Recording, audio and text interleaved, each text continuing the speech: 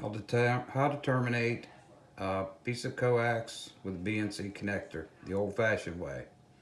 First, make sure that both the connection at the DVR is disconnected from the video, BNC connector.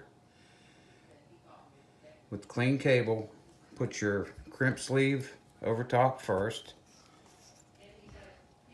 Take your pocket knife and score back about a ½ inch from the end of the cable.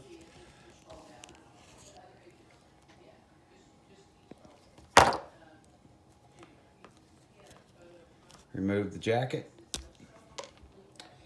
Turn back the shield until it's flush with the jacket. Make sure all the wires are away from the center. Cut off the center insulation about an 1/8 inch out from the shield. Make sure the center pin is straight. Put your BNC connector on. Slide it back and forth a couple times. Make sure it's making a good connection. Make sure it's straight coming off the wire.